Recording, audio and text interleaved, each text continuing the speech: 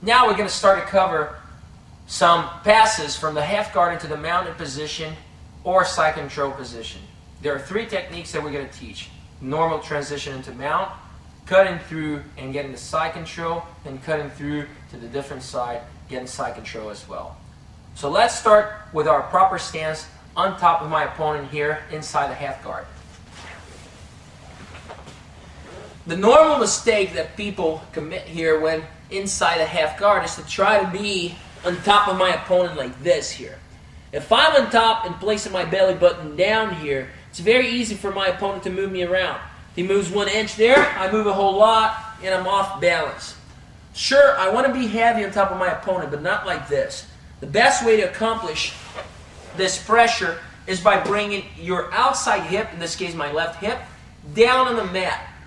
I'm heavy still with my hand right here by his side. And now my forearm is underneath his neck, and I'm bringing a lot of pressure here with my shoulder towards his face. This is the position here. And now I'm going to start trying to break that grip there. So he's going to close half guard, and there are different ways of closing it. I'll demonstrate that later. And now I'm going to try to get to the mount. This is how I do it. Those 3 techniques will start the same way. So once you get this beginning, it's going to be very easy. The first thing I need to do is to bring my shin vertically. So I need to move my foot closer to his hips until my shin is vertical.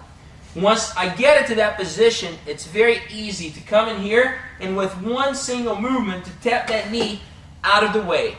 Now, I wish that he would have let go of my leg so I could just simply mount. But in reality, my opponent will try to grab there and maintain half guard, even if it's around my calf or ankle, as you will see.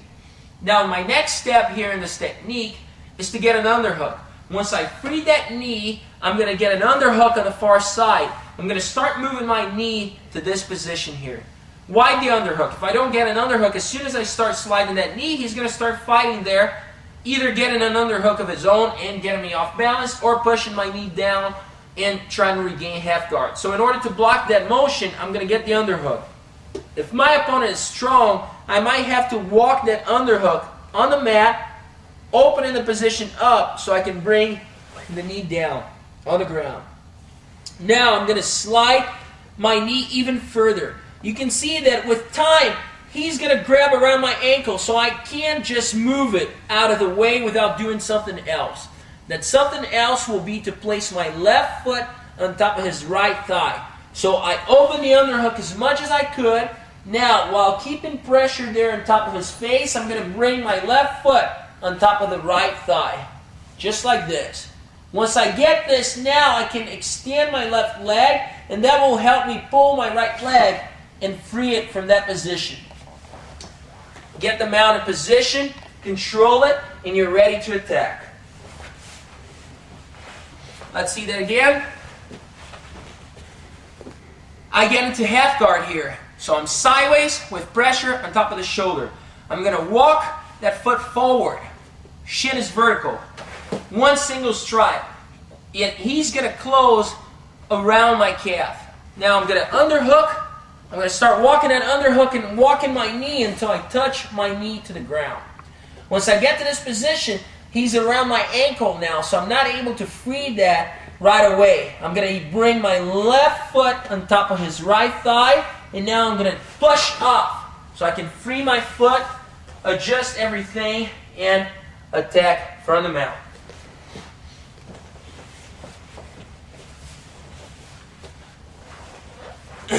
Next one here, we'll start the same way. I'm going to move my foot towards his hips. I'm going to strike once to free my knee, and I'm going to look for the underhook. Now, however, I feel that my opponent is more advanced here, and I know that if I come with that knee anywhere close to his hand, it's going to be very hard to accomplish what I want, to pass the guard into the mount. So I'm going to have to settle for side control. There are 2 ways of getting side control here. Bringing my right leg out right away, or bringing my left knee in. First, we're going to start with bringing my right knee to the outside. So get the underhook and apply pressure with the shoulder. Very important in this technique that you're heavy still on top of your opponent. Underhook, heavy on the chin here. I'm going to raise my hips slightly so I can bring my right knee towards his right hip bone, and I touch it on the mat, right by his hip. Here. So you can see that I'm now sideways. It's harder for him to hold on to that leg, so now his grip slid all the way around my ankle. I'm going to stay low, my chest is glued to my opponent here, and I'm going to control the arm. I don't want that arm pushing against my hip here, which is what most likely he would try. So get the arm out of the way and start kicking that leg out. Sometimes you're going to be able to kick it out completely and get sideways side control. Sometimes he's going to hold on to that ankle. You might need to come with your left foot and just give it a fast kick there so you can free it. The key to the position is to apply pressure always with the shoulder on top of the face. So I'm right here, all right? Start moving the shin. Get the knee out. Underhook. Now, raise your hips and apply pressure. Bring that knee to the opposite side, and I'm a little bit sideways here. Stay low. If he fights you here, you're going to go ahead and brush that out of the way. Kick the foot out. Establish sideways side control. If you want to transition into normal side control, you can as well. Now, the last technique will start the same way, but it's a little bit more complicated. It will take a little bit of time for you to be able to pull this one off, but once you get it, it's going to work perfectly. I start in the same position. I walk up. I snap that knee out of the way. Now, my opponent is really fighting hard, and it's hard for me to get that far underhook. I keep my elbow in just in case he tries to get an underhook. I don't want that to happen, so I got to be on the inside no matter what. And now I'm going to apply pressure with my shoulder towards his chin, raise my hips, and bring the left leg. So this is the only time, the first one, that I'm going to use my left leg to do the majority of the work. So raise your hips, throw the left knee in, and you're going to fall in that position. It looks very unstable here. It actually isn't, because he's locking around my leg here. In order to generate any power so he can bridge this way here, he will have to unlock. Before he's able to generate power, if he unlocks, I'm going to take that leg out of there and base out. Now, once I base out, I'm not going to stay here forever. I'm going to face him right away and get side control. Let's see that again. I started with a half guard. I walk up. Let's lock it tighter there. I walk up. I hit it. I free the knee. After I free the knee, I protect myself from the underhook. If I can get an underhook, that's great. Sometimes it doesn't happen, though. So he's right here. That's fine. As long as I'm protecting the underhook from getting in there, I'm good.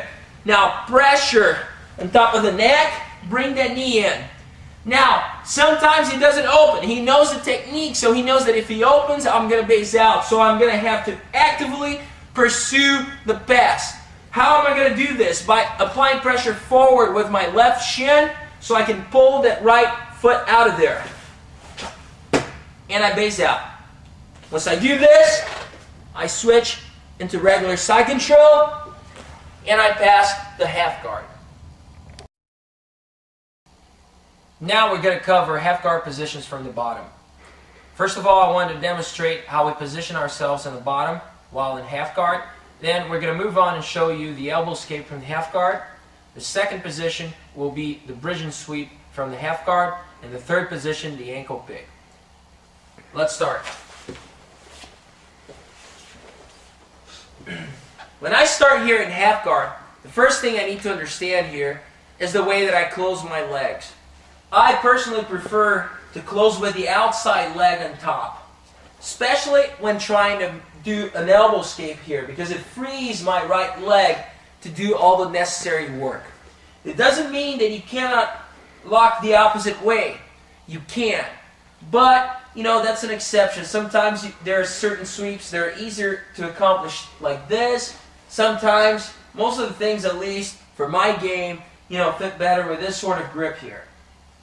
Now, when James comes down here, it is very important that I understand that I'm finding for underhooks at all time. Half guard, it's about pummeling with the underhooks. So if I have the underhook position here, I'm at a huge advantage. If I have double unders, that's a huge advantage. If my opponent has the underhook here, that's better for him. If he has double unders, that is very good for him, very bad for me. So whenever in half guard, you got to pummel for underhooks. So hopefully, I'll be able to get the underhooks in and then start moving towards an elbow escape. The elbow escape from half guard actually is 50% of the elbow escape, the finishing part of the elbow escape from the mount. So when I escape from the mount, I first shrimp, elbow escape, get one leg trapped in half guard, and then I have to do this escape here. So this is the second half of that escape. I'm going to start by getting a good underhook. Make sure your underhook is not a lazy one that he can whizzer like this, but instead point your elbow towards the ceiling. Now, the next step here is to shrimp this way, so shrimp towards the underhook side and bring your elbow inside the knee and thigh right here. If you can bring your hand, that's also possible. I do not like to bring the hand because it opens me here for certain things, including his underhook. I prefer to have the elbow in, shrimp away, and now I start to apply pressure there with my elbow inside his thigh. We're going to open it up a little so you can see what's happening there. I shrimped. This leg here is extended. I'm simply locking his leg with my left leg. This elbow here is applying pressure inside the thigh, right by the knee. I'm going to continue that motion until I can bring one knee in. Once I bring the knee in, all I got to do is move this way, and I have my opponent back in guard. Very simple, very basic. We'll start again. I'm right here. I get the underhook. I get the elbow in while I shrimp. Get one knee up and move it back into position. Now, technique number 2, slightly more complicated. And it's going to be a sweep here. I'm going to sweep my opponent that way. So it's the bridge and sweep. This time what happens here is my opponent has control of my head, and he's in this situation here, which is not optimal for me. If I could, I always want to bring my opponent on top. But this time I failed. He's using a good posture here. He's heavy on top of me with that shoulder, and I feel like I cannot bring my opponent on top. Okay, that's fine. Here's what I'm going to do. I'm going to use a bridging movement to get him out of there. Now, I'm going to come with this hand, and I'm going to place that hand here outside of his elbow, right here. The purpose of this hand is to prevent him from posting as I sweep him that way. Now, I'm going to get a strong underhook, and I swim with that underhook, pointing my elbow towards the ceiling. I keep him tight here by pulling and using this hand here to apply pressure downward so that his chest is on top of my chest. Now, I'm going to lift that leg there. So I'm going to have to lift the right leg, and I use my left leg only. I clamp down on it, and I lift like so. You don't have to lift a whole lot. All I'm trying to accomplish is get his foot and calf off the ground about this much so I can slide my right leg underneath. So I lift, and I slide my right leg underneath. I slide it so I can have my toes on the ground. And I'm going to be able to drive off those toes and swim in with the underhook to roll over. So we're going to do this slowly here. Watch how I break my hips to the opposite side as I do it. I start applying pressure. I drive forward. Now, as I come here, if I kept on rolling and didn't do anything, I would land in half guard. That's not what I want. So after I roll, I'm going to break my hips so I land outside. Now, once I break my hips, I have another hook here and another hook here.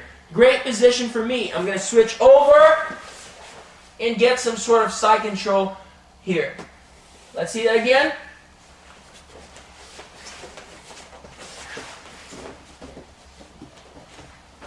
So I got this position.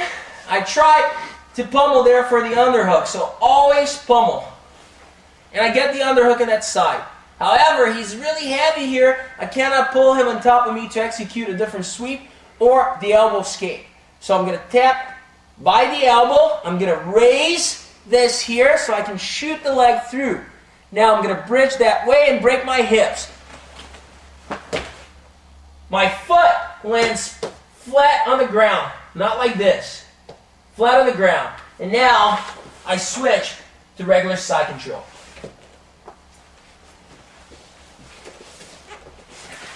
Now let's take a look at sweep number 3. Now this here, the ankle pick sweep, I need to sit up as much as possible. So I'm trying to get out of there by using my underhook to move my opponent to the side. So I can come up on my elbow and get more power. So my opponent's there on top of me here. I'm going to get a strong underhook. I cannot execute this without a strong underhook.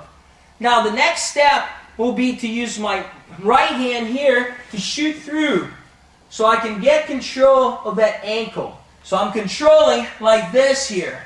I do not need to grab the gi here unless I have a weak grip. Now I'm going to go ahead and I'm going to start moving him on top, and as I do that I'm going to drive forward. Now he would be able to base out, but I got control of this ankle, so it's going to be impossible for him to do anything about it. I'm also going to add a component to the sweep here by bringing my left foot out, and I'm dragging it this way here. This will extend his right leg and force him to go down even faster. So right here, I'm going to bring it back, and I'm going to now drive off my toes to get the pass.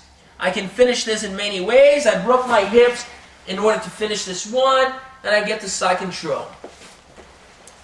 This sweep will almost always end up in a scramble because it's something that, will not be determined by me, but by my opponent's reactions. So sometimes you're going to end up in a scramble. Sometimes you can turn it into a double leg, so it depends. So the important thing is to understand that you got to have a strong underhook here. Now, I'm going to start moving that underhook higher and higher so I can start coming towards the ankle and move up. Alright? Now, watch what I do with my left leg here. I pull his leg out to take his base out of there. Now I bring my right foot underneath me so I can drive up and get on top. Now, remember, do something to prevent him from, closing the half guard. Now I could break my hips if I wanted to, or I could simply, try to any guard pass, or I can stay here, try to accomplish a knee bar. It depends. This will always be a scramble, and I depend on him to dictate the pace of this fight.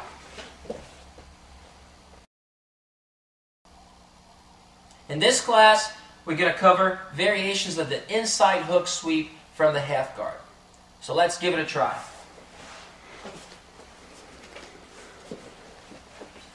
Now, my opponent will be on top of me here, inside half guard. You can go ahead and put some pressure there. Now, the first thing that I want to do, if he's positioned like this, in a good situation here where his hip is touching the ground, is to bring that guy on top of me. Now I can get my hooks first and then bring him on top, or I can bring him on top and get my hooks in. Which one should I do? It depends on how flexible you are. If you're very flexible, it doesn't matter. I would bring him on top first because that's the hardest thing to do, and then get my hooks. If you're not flexible, it might be better to get the hooks first. So you're going to decide what's best for you. I'm going to first do the hooks exchange here, and then after I show that, I'm going to bring my opponent on top so you can see it a little bit better here. Now, I need, for this series, to get my left hook inside. Now, it is obvious that I cannot transition into this like that, because if I just open this up here, as I'm doing this here, James will just take the leg out of there and pass guard. So, we cannot do it like this. We got to have a safety there. So, my safety will be the inside leg. So, with the inside leg here, I'm going to go behind his calf. Right there, near the ankle. Now, once I'm posting there, now I can let go of this clamp. Because if he now tries to move that back, I can stop his motion there. I'm not going to stay here forever because this leg is nowhere near as strong as my outside hook. But I can do that for a fraction of a second and get my hook in. Once I get that, I got to get that guy on top of me. So pummel for the underhook there. And control the man near his back. Pull him on top of you, and now I'm ready to go. The easier way to do this here is with a knee control on the far side. So I'm using my right hand against his left knee and grabbing a gi, or I can also go inside if I want to do a no-gi variation. This arm here, this underhook, when I start to sweep, I need to chop this arm in order to block him from posting. So if I don't post and I start sweeping to my left here, he's going to post, he's going to stop the sweep, or at least make it look very, very hard for me. So chop, always. Now I'm going to lift, and I'm going to start the lift by using both legs to raise him. After he's off the ground, if I need to, I can actually place my right foot on the ground to help with the sweep. But it's not good for me if I start doing this before lifting. Why? For the same reason as before. If I just do this here, he's going to take the leg out. So I must lift and start to sweep. Now, if I need to place that foot on the ground, that's fine. Sometimes you don't have to, but if you do, that's fine. So I'm going to go right here, I'm going to lift, I'm going to take him over this way. As I land, I want to adjust my position right away into a good, solid side control. Let's see it again.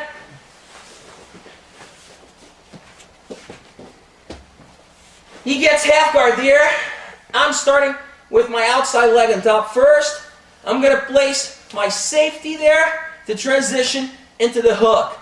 I'm going to get the underhook, clamp, so I can pull that guy on top of me. This is the way every single position of the series will start. So the same beginning procedures for all three of them. Now, for this position, I'm going to let go of the clamp so my right hand can go near the knee. Now I'm going to raise my opponent and take him to the left side. As I do so, I chop like this. Now, he landed, and I get my side control position. The second variation is pretty much the same sweep, but maybe I'm finding an opponent that has a better base or something. This time, instead of trying to take him to the side, I'm satisfied with bringing him back into full guard. So this is how I'm going to execute that. The switch and underhook pummel are the same. So let's watch it. He's right here, safety, hook, pummel, clamp, bring him on top. The lift is still the same. Grab the knee, lift. Now, after I lift, I'm simply going to drop him down and swing my right leg behind me. Get him back into full guard, and he did the right thing. He came back into good posture. See that again? Right here. Here, clamp, move, lift. Back into full guard. The final one, and the most difficult one, will require for me to shrimp out of there. So I'm going to start the same way as before. Now, as I lift, I'm going to shrimp towards the camera. So I shrimp to my left. At the same time, I'm going to strike this arm here to expose his back so I can get the back mount. So I'm right here, grab the knee, I'm going to raise, now I'm going to shrimp. And watch, my head can come on the outside because I use this arm to get out of there. I come out, and now I have the back. I can get the back mount, expose him, and attempt to submit him. So the movement is after I lift, I'm going to shrimp, and then get towards the back. Right here, start the same way. Pummel, switch, get the knee. Keep the underhook here. As he's falling back, I shrimp towards the camera, and I'm going to chop with the underhook. Get underneath him, and get out. Now, I already have one hook, the near hook. All I got to do is go over the top, get some sort of control, and start putting the second hook in as I pull him and attempt to choke. So those three techniques consist of hook series of Brazilian Jiu-Jitsu sweeps from the half guard. In this class, we're going to cover the knee on the belly position. We're going to show you how to transition from side control to knee on the belly. how to switch sides left to right on the knee on the belly, and there are two ways of doing that. And we're going to show you one basic way of escaping from the knee on the belly position. First, we will start with the side control position. In order to transition to knee on the belly, I got to make sure that my opponent is stapled to the ground. If he's wearing a gi, that is very easy. All I got to do is control the belt with my right hand, bring my forearm across his belly, bringing my right elbow here, right on top of his right hip bone. On this side, I would place my left thumb inside the collar, and I would be ready to execute a push-up-like movement into knee on the belly, like this.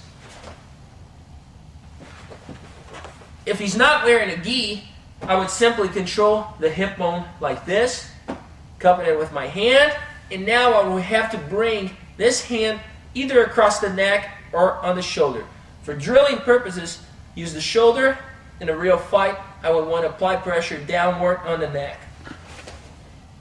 Once I land in the knee on the belly position, whenever we're drilling or teaching, you will keep your toes on the ground. That's not how it would be done in a real situation, though. I would have my knees right on top of his sternum, right here. So actually, it's not really knee on the belly, and it's not really knee on the chest. We're going on a xiphoid process right here, right in the middle. I would have my toes off the ground, so the pressure will be all there, and my knee would be 45 degrees across his chest. Just imagine a seat belt. So I want to be right in the middle of that seat belt strap. My far leg here, you can notice that there's a slight band on my left knee. I don't want to stretch that knee out because I'm going to be off balance towards my back. My foot is also planted. I don't want to be on my heel or on my toes. My upper body is low. I don't want to be standing upright or posing for a picture. I'm fighting here, so I want to lower my center of gravity as much as possible. As far as basic controls, if he's wearing a gi, I can control the collar with my right hand, and I can control the sleeve with my left.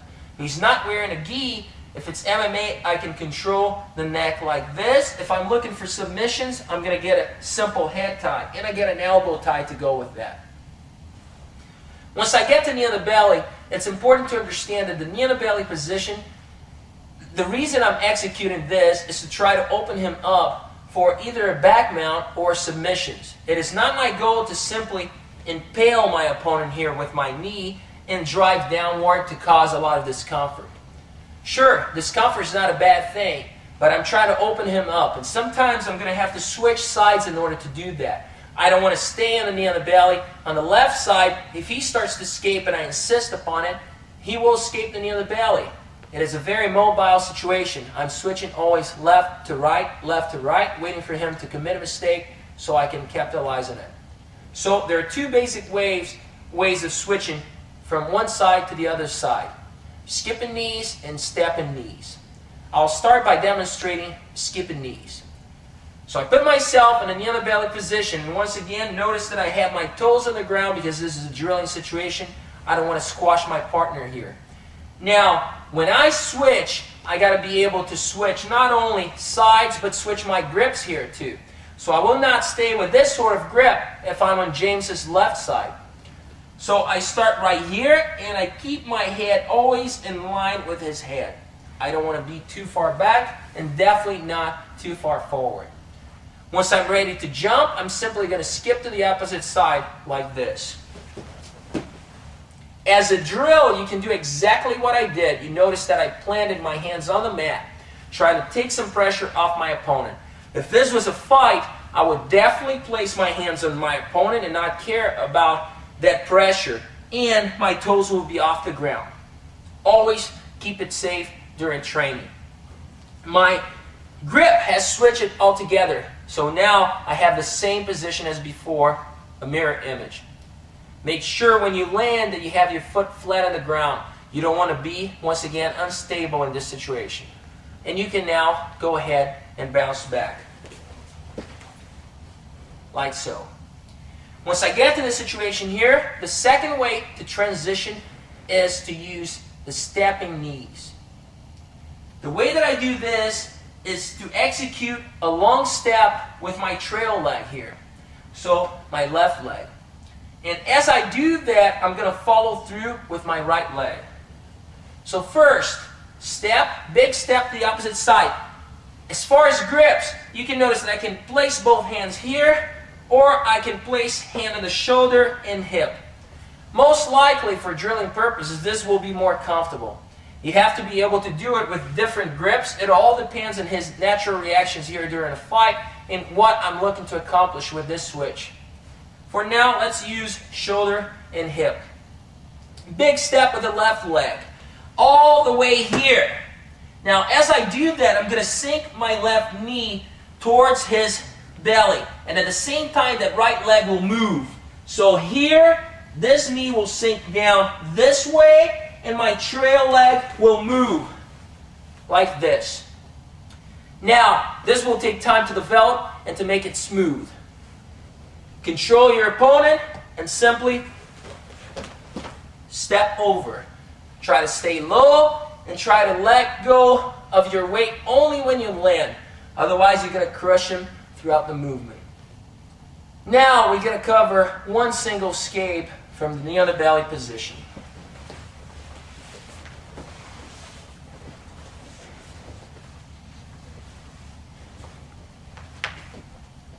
Once my opponent has knee on the belly, the first thing that I need to make sure is that I do not expose myself for any submissions. So I got to get into a good defensive stance before anything else. My chin is down, hands by my neck, and elbows in. What I do not want to do ever here is to try to push his knee out of the way while keeping this angle open. I open myself up for the opposite side armbar, and this is very dangerous. So instead, I'm going to use this grip here with my elbow tucked in against my ribs. My right hand here can go either behind his knee or towards his belt here, near his hip. I'm going to use this variation here because it allows me to keep my elbow near the ground. Now I'm going to execute a strong shrimping motion to my left side while at the same time pushing against the knee, like this. Once this happens, you can see that his knee's no longer here. It's not going to stay into space because in a real situation he's heavy on top of me. He's going to drop down. As he drops down, I'm going to use this hand here to shoot an underhook, like this. Now, as I get the underhook, I'm going to cross my legs. So my left leg will come on top of my right leg, like so. And now, I'm going to execute a Brazilian Jiu-Jitsu bridge. I shrimp, I cross my legs, I'm going to drive off my feet here to get to a tripod position. Now, I'm going to drop to my knees, taking control of the near leg here. I can wrap it or control it simply like that. Now, I already escaped the knee on the belly. I recommend that you follow through and tap the far knee in order to get the double leg takedown.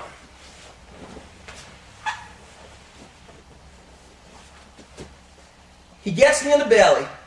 Defensive stance. Control the knee without exposing that angle. Keep that elbow tight against your body. There's no way he will be able to attack like that. Hand against either his leg or hip, keeping that elbow hidden as well. A strong shrimping motion, pushing away. After he drops, I'm going to use my left arm to sink an underhook. Now, once I have the underhook position, I cross my legs and I bridge. Now, I bridge without exposing my neck. Get into a tripod position. Drop to your knees while controlling the leg. My shoulders on the outside of the thigh. Tap the far knee and take your opponent down. Now we're going to cover 3 attacks from the knee on the belly position. We're going to do the Kimura lock, we're going to do the near side armbar, and the far side armbar. First of all, I need to get into my knee on the belly position. Make sure your stance is right. Knee is 45 degrees, right in the middle, between chest and belly. My upper body is low, head is positioned on top of his head. I got a good grip here. My far leg, knees slightly bent, left foot is planted on the ground. For drilling purposes, I'm using my right toes on the ground, but they will be off the ground in a real situation. So we're going to start with the Kimura lock. Normally, the Kimura happens when my opponent tries to push against my knee right there. That's not a very wise thing to do, especially if you open the angle. It's still pretty dangerous when you close the elbow towards the ribs, but it's much harder for me to attack like that. So I either grab my opponent's arm if he's not attacking that knee, or I wait for him to attack the knee, and I now control the wrist. Once I do control the wrist, the next step here will be to bring my hand underneath his elbow. And I'm using this part of my hand here, positioned under the elbow. I do not want to try to sink that hand through and grab my own wrist at this time, because I would be completely off balance there to my right side. So this will do. The next step will be to take now a big step with my left leg there, planted it on the ground. As I do that, I'm going to bring this up, and this will lift James's shoulder off the ground, and I'm going to transition into this north-south position. So right here, here. Once I get there, I'm going to finish with a north-south Kimura. Here, one big step. Now drop your right knee to the ground. Bring this knee always close to his shoulder. My foot is on the ground. It can be planted like this or like that, whatever you're comfortable with. I don't want to get lazy like I did here and bring my wrist down. I want to make sure that the forearm is high and parallel to the mat. His arm is vertical and close to my body. That's when I'm going to finish the grip and twist in order to get the tap. Start from the knee on the belly. My opponent controls the knee. I grab the wrist and I sink that in. Now I'm going to step through, get to this position, and force the finish. The next two attacks are arm bars. I'm going to start with a near side arm bar. This one is pretty self-explanatory, and if your student has followed the curriculum, he has already done arm bars from the mount, so this will come extremely easy. I start a knee on the belly position with control of the near arm. All I have to do in order to get the straight arm bar here is to move this arm slightly towards his left side, like so.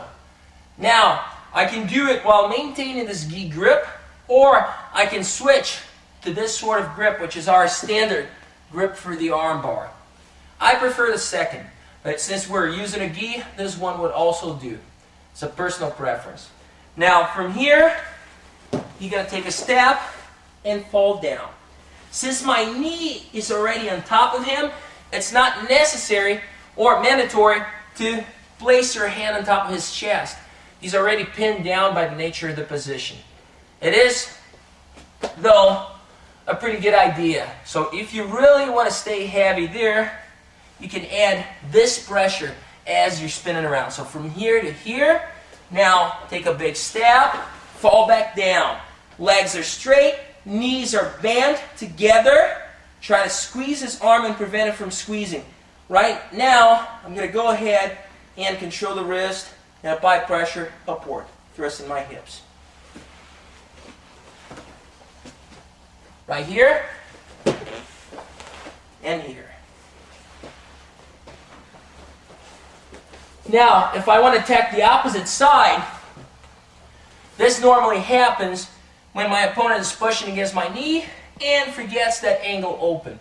I can also control and force an underhook here. The grip that I need is this one here. I cup slightly above the elbow. If he's right there, it's very simple. If he's not there, I come and I bring it in. Right? Now I'm going to use my left hand and I'm going to place it on the ground. Once again, when I do opposite sides arm bars, I need to focus on trying to finish in a perpendicular manner, not at an angle, which facilitates the hitchhiker's escape. One big step, knee comes in, there's a switch, and I finish.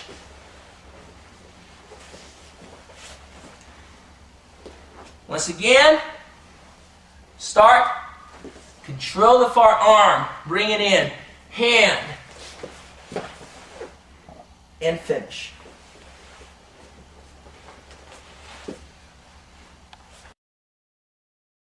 In this class, we're going to cover 3 more attacks from the knee belly position. We're going to do 2 chokes and 1 choke / crank, the nutcracker choke. So we will start by getting in the knee belly position. Always make sure you're as slow as possible. No gaps. Head on top of his head. Knee right in the middle between the chest and belly. Left leg, my left foot is planted on the ground and knee is slightly bent. My upper body is tilted forward and I have good balance and a good grip here. We're going to start with a cross choke from knee to belly. Very simple technique. Very similar to the cross choke executed from the mounted position. We're going to start by controlling the near collar. And I'm going to let go of that arm because I want to stretch that collar with my left hand. My forefingers will come in. I'm going to slide all the way down until my first knuckle touches the ground. Now, once I get that first hand in, that's my choking hand. That's the important one. The second hand is secondary, and I do not need to get it all the way deep. Sometimes it is impossible for me to get that thumb in. That should not be a problem. If you can grab on the outside of the gi, that will work as well. If you cannot grab and you can only plant that hand on the ground, that will also work. Let's see it the traditional way, thumb in. Once I come in with the thumb in, I cannot stay there. I need to lower my level. Because just imagine if I have 2 hands committed to this choke and I stay up right here, he's going to bridge, I'm going to fall. So as soon as I'm reaching there with a second hand, I'm already lowering my level here. Some people even prefer to escape and move away from that knee on the belly position because they believe it's unstable and just flatten my opponent down here. So pretty much doing a side control version of this. I am okay with staying in the knee belly. So as long as you're low, you should be stable enough not to get rolled over. So come with the second hand in, lower your forehead to the ground, and apply the choke. Always remember, the cross choke, I'm going to bring my elbows in towards my ribs. I don't want to open my elbows towards the outside as most people do. I also want to add a twisting motion to my hands, bringing my palms towards my face. And I want to make sure that this portion of my choking hand, the first hand, is in touch with this area of your neck. Once you get that position here, second hand comes in, you're able to execute the choke without a problem. The second choke of this series will be the collar choke. Now, when I try to do this choke, it's important for me to move my opponent. So when I'm right here, I'm going to move him by bringing the arm across, and at the same time, move the collar towards the far side, right here. You can see that he rolled off that shoulder. That's very important, so I can go around.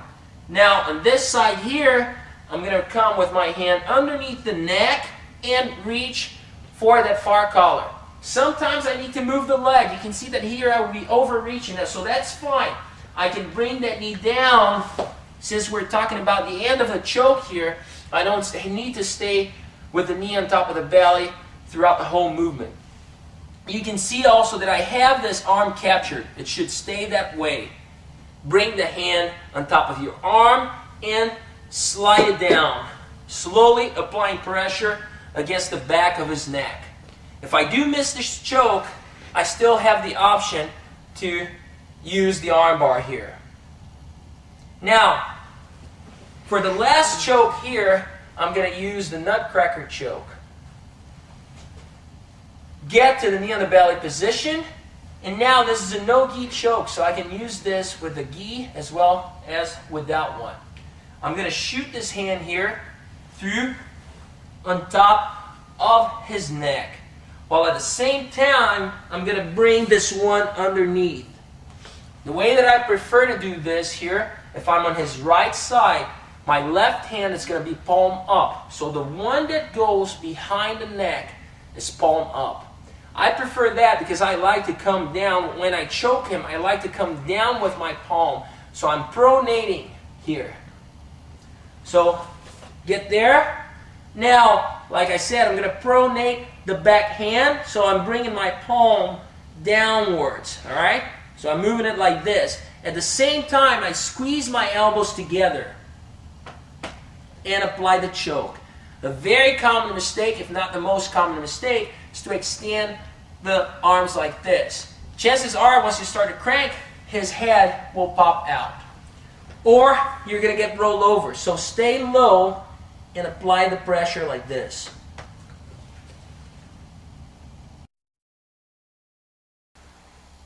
Now I'm going to teach you some of my basic and most favorite techniques, the leg locks. We're going to work on an ankle lock from the top position, an ankle lock from the bottom, from the guard, and also a basic ankle lock defense. Let's start with the ankle lock from the top. My opponent is inside, I'm actually inside his guard here, and what I will do is control one leg. Now I'm approaching that open guard with one knee up as I normally do. The key here is that if I have this leg up, it's actually easier to attack the same leg. So my right knee is up, it's easier for me to attack the right leg. Now, if my left knee is up, it's easier to attack his left leg. Now I'm going to attack the left leg here so you guys can get the best angle. Now, when I start attacking, the first thing that I do is to control the leg that I desire to attack. It is possible with my left leg up to attack this one as well. It's just a little bit more uncomfortable. So I'm going to grab right around the calf. I don't try to lock around the ankle right now. This will happen as I fall back into the technique. So we're right here, I control around the calf, and now I'm going to start falling back. As I fall back, it's important to keep in mind that I don't want to fall back straight. I want to fall and fall on my side. If I'm attacking the left leg, I want to fall on my left side, keeping the leg that I'm attacking always on top. So this is what's going to happen. In order to fall, I'm going to place my foot out, and I'm going to start pushing the opposite leg, like this. The reason I want to do this is that I want to end in a position where I'm forcing his legs into a split position here. Alright, so I'm forcing him to do the splits. At the same time, I'm sideways and I'm planting that foot there against his hip bone. Now I'm doing those three things in order to prevent his defense, which is to try to come towards me, grab my neck, grab my lapel, and climb and close the gap. I don't want him to close the gap. So I have my left foot right behind his right knee, and I have my right foot planted on the hip. It's very important to plant this foot here. If I leave it dangling out there, my opponent will counter by going to the opposite side with an ankle lock or a heel hook of his own. Be very careful with this position. If I'm caught in this battle with my leg crossed, I'm going to lose unless I have way more flexibility than he does. Plant that foot to prevent him from attacking your right foot. Now as far as the grip goes, I'm going to place my left hand on top of his shin, and my right hand is going to come on top of my left wrist. Now here's where the secret of the technique lies. Most people get to this position here and simply want to finish by arching their back, like this. I will be able to get the tap like that, but it's going to require a lot of power. Now there's a good alternative to this where I execute a hidden heel hook inside my ankle lock. The way that I accomplish that is by pinching my right elbow towards my ribs. So in other words, I'm squeezing everything together by bringing my right elbow down. At the same time, there's a second component, which is the back arch. So I squeeze down and I get the back arch in order to get the tap. Very important, and the difference with the squeeze and without the squeeze is huge. Let's see that again. I approach the guard with one knee up. I'm going to circle around the calf. I'm going to fall down as I place my foot behind his knee. I fall sideways on my side and I plant this foot right there, right on his hip bone. My hand is on top of his shin. The opposite hand closes on my wrist. I squeeze my elbow towards my ribs and I arch back to get the tap. That's technique number two. Number one. Technique number two is going to be the same ankle lock, but now from the bottom. Now he approaches my guard, and we're going to demonstrate this from a standing position, so it's a little bit more open so you can see what's happening there. So I'm fighting from the bottom, and this is a technique that I have used many times to win a lot of matches. It really has worked great for me, so the ankle lock should not be overlooked, and it's definitely not something that you should be ashamed of doing. There's this old stigma of, oh no, the ankle lock is not technical. That's not true. It's a lock like anything else, so just go forward and attack, and if it's a clean technical tap, that's great for you. I'm going to start by controlling the heel on the same side that I want to attack the ankle. Now I'm going to move my left foot towards the inside of his thigh, right by his knee. My right foot will leave that position on his hips, and I'm going to shoot this leg through. Now, as I'm shooting this leg through, I'm going to start a push and motion with my left foot that will tilt my opponent sideways. I'm going to pull that heel towards the ankle lock position and circle with my right leg around, like this. Now, once I get into this situation, the finish will be the exact same one as before. Control the shin, control the wrist, squeeze the elbow, and arch back. Let's see that again. I start from an open guard situation. My opponent stands. I control the heel on the same side that I'm going to control the ankle later on. Now I'm going to place my left foot on top of this thigh here, inside the thigh, by the knee. I'm going to shoot this leg through. I'm going to push against the thigh and circle. This is a situation that at times a lot of people prefer to apply the heel hook. The heel hook, though, is illegal in Brazilian Jiu-Jitsu competition, so you got to make sure that you tell your students not to practice that on a regular basis during Jiu-Jitsu class. I'm going to finish the same way as before, squeezing the elbow and arching the back. Now let's take a look at the basic ankle lock defense.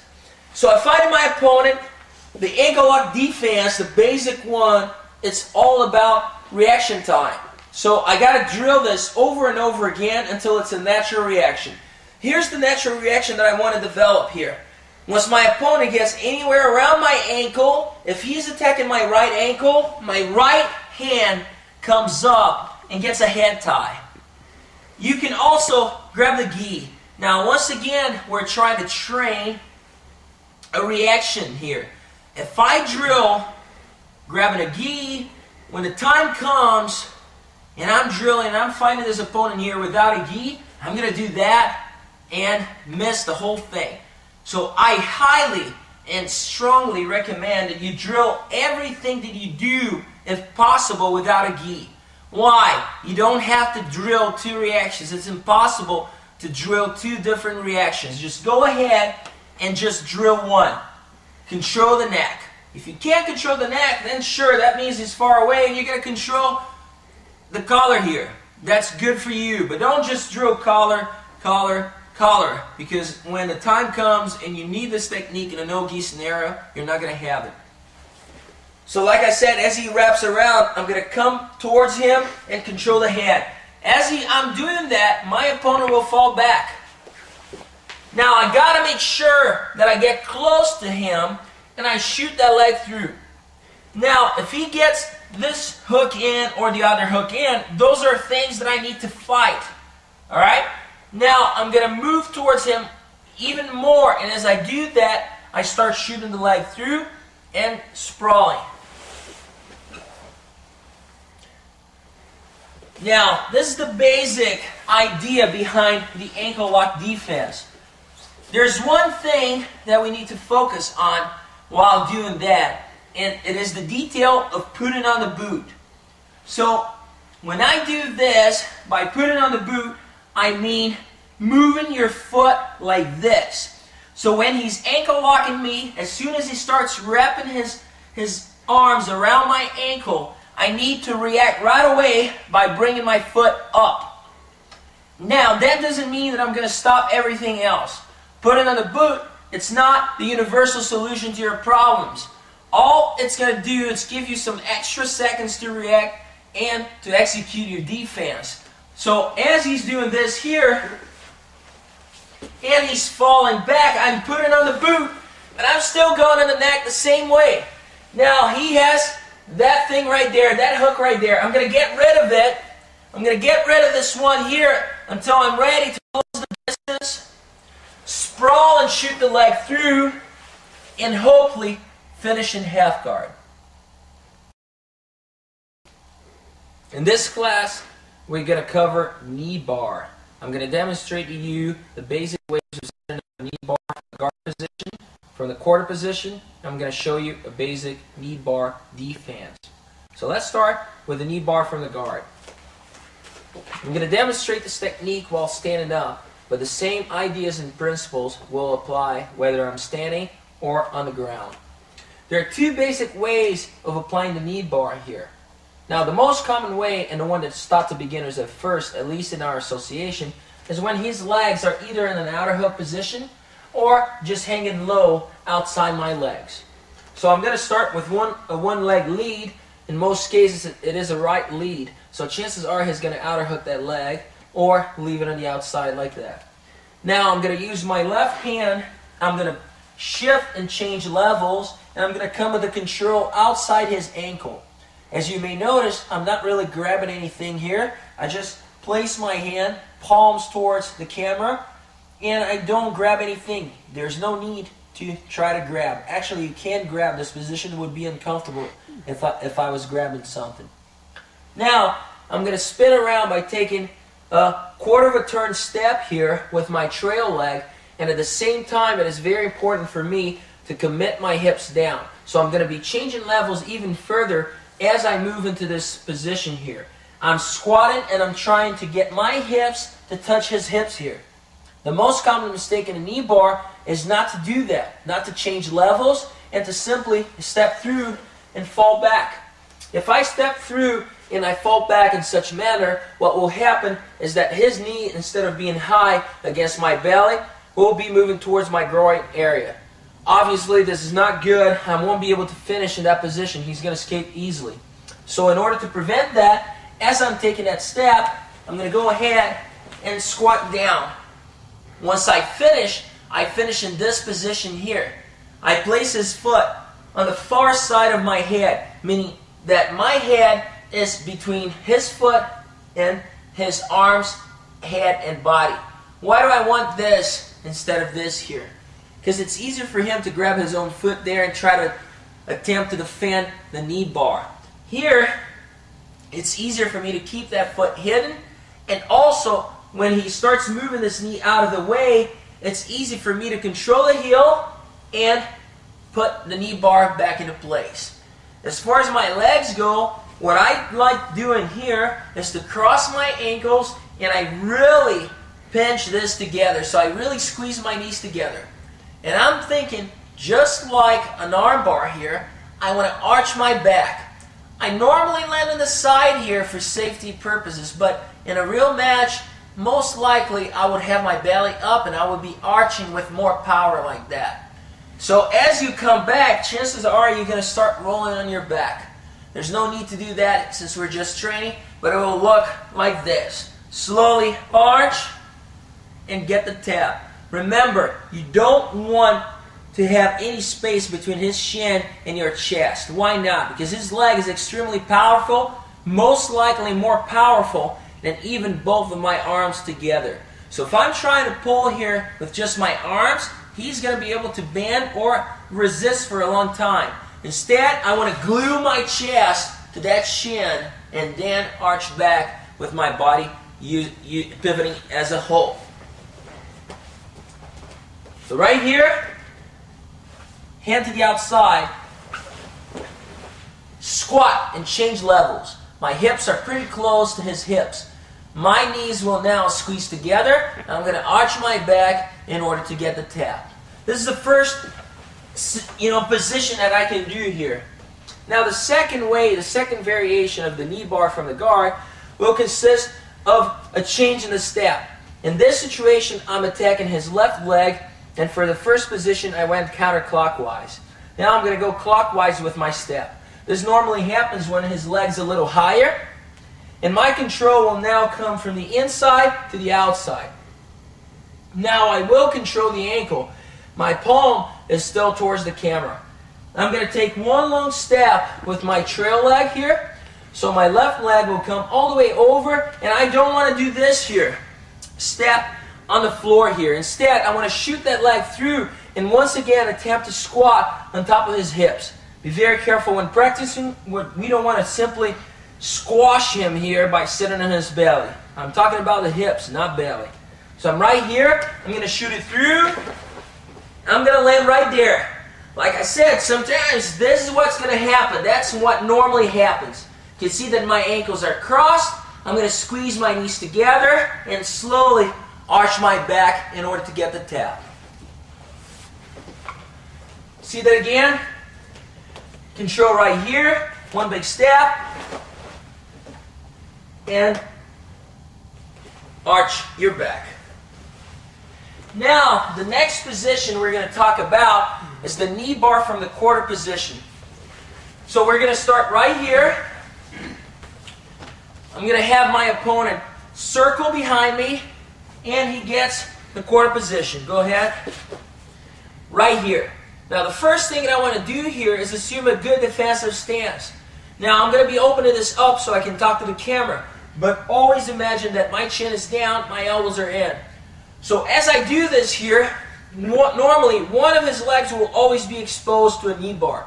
All I got to do is look between my legs and see which leg is available. Now, the way that I want to do this here is an outside shoulder roll. So let's check the angle here and make sure you guys get the finish. Let's do it from this side. Right here in my turtle, I'm going to attack the left leg, and I'm going to shoot this arm through this way. Here. Now, you can do shoulder rolls to both sides. I'm executing the left shoulder roll, so the outside shoulder roll, because most beginners find this easier to learn. My hand will go towards the outside of his thigh. And with time, I want to be able to grab behind his thigh. But that's not going to happen until I start the shoulder roll itself. So here and here. Now, I start to roll on my shoulder, and as I roll on my shoulder, I'm lifting my leg here. So my right leg lifts. That will get him on top of me.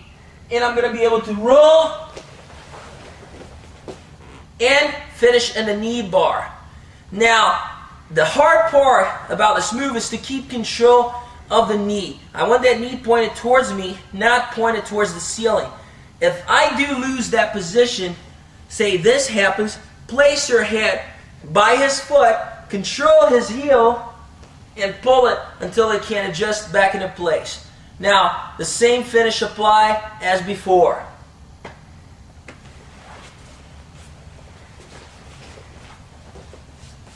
Let's see it once again. Right here. Remember, one leg's always there. Shoot it through. Shoulder on the ground. Now, I'm going to roll and watch what I'm doing with my right leg. It's very important for me to lift him on top so I can roll with him.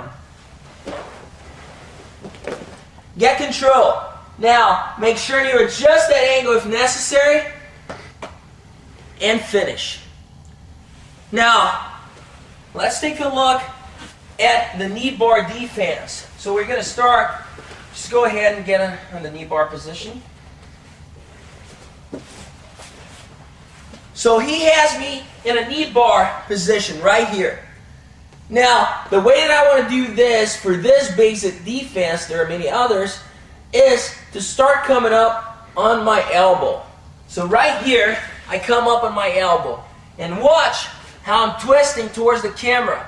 I don't want to come up on my elbow right here. I come up on my elbow as far back as I can. And then I'm going to come up with on my hand even further back. So I'm really twisting my body, all right, in a spiral here. Now, this arm is going to go and touch the ground. As I do that, I twist my leg so my knee is pointed down. This is very important. This is where he's going to lose his leg lock. And for me to be able to do that, I need to twist my whole body. If I just try to twist my leg, I don't have enough power. So I twist my whole body. Watch what happens with my left foot as I twist the body. I'm going to step it up and place it as high as I can against his thigh. Right there. Now, as you can see, I'm in a sprinting position here. I'm ready to sprint out. That's what I'm going to do. I'm going to push against the back of his thigh and sprint out of there. Now, obviously, we're not going to go slow. I'm going to blast through this position and go as fast as I can in that direction. Let's see that once more. Starts with a good knee bar. So this is a deep one, and this type of escape is for the knee bar that's really almost extended. I'm going to come up on my elbow and then come up on my hand, twisting my body to my right side as much as possible. Here. Now, this arm will twist around, this leg is going to kick through, knee will point down. Now, I'm going to sprint out of there, like so.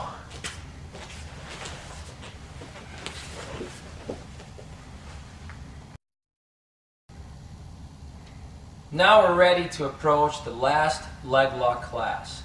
So in this class, we're going to cover the knee bar from side control. We're going to cover the toe hold from the knee bar and a rolling toe hold from the guard. So let's start with the knee bar from side control. In this situation here, this knee bar can actually be executed from either side control or knee of the belly. So the switch will be pretty similar. To make it simple, we're going to teach it from side control first. I get in my side control position there, and I'm going to switch to get the knee bar. There are basically two ways to shoot this knee bar. I'm going to execute the first rep with the most complicated way and the second rep with the easiest way. Alright, one way will be shooting my leg through this gap here, and the second one just placing my knee right on top of his belly.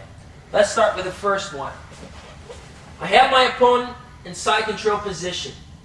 I'm going to get control of the near leg. That's the leg that I will be attacking. So I control it by going around the leg and the outside here. Now I'm going to go ahead and place some pressure on top of the neck or chest. That way I can go ahead and stand up. Now I'm going to move up with this here, and I'm going to start working on this here. Now I'm going to have to shoot that leg through. Now, I can stop here and shoot the leg through, or I can do this in a single motion. It depends on how confident you are that you will be able to shoot it through. Now, if I'm not comfortable at all, I'm going to go like this here, right? And it makes it a little looser. If I'm more confident in my ability to get this lock, I'm going to shoot it through like this. Now, all I got to do is control the angle, apply pressure, and get the tap like we discussed before. The second variation will be simpler. All I'm going to do here is bring my knee up like I would for a knee of the belly transition, but this time I'm going to use the opposite knee. I control the leg and I fall down without shooting that leg through. The key to this technique here is to keep your knees tucked in together. So pinch the knees, arch your back, and finish the lock like this. Sometimes my knee bar fails because my opponent is fighting the extension. That's a very common position, and this is when we come to the second technique, the toe hold. I'm going to control the foot this way, 4 fingers against the blade of the foot, thumb on this side. My other hand will come in almost perpendicular to his ankle, and I'm going to place my hand on top of his foot like this. The pressure will come from bringing my elbow in and up while bringing his foot out and down like this. This is a great option for when I fail a knee bar. So control this here, even though it's called a toe hold. I don't like grabbing the toes. I put my pinky right where this is, 4 fingers on one side, thumb on the opposite, go right here, and attack. Now, the last technique, I'm going to use the same idea here, but I'm going to execute a rolling setup from the guard. Let's take a look at it. My opponent will face me an open guard. I'm going to control the foot right here. Now what I will do is shoot through. I can do this from a standing position or from my knees here. I'm going to shoot this arm through and roll over my right shoulder. Now the key element here is keeping the trail lock leg in good position, right behind his leg. Why do I want this trail leg to be there? To prevent him from coming up towards me. I also don't want to place my feet there in front of his face because he's going to get a toe hold of his own, and this is going to be a toe hold war. So make sure my legs are far away and protected. Now crank to get the finish. Once again, I'm going to go ahead, control that foot, come with the arm on top. I'm going to roll, and my trail leg protects me from getting my opponent to roll on top. And always keep your feet away from his face. Apply pressure and get the tap.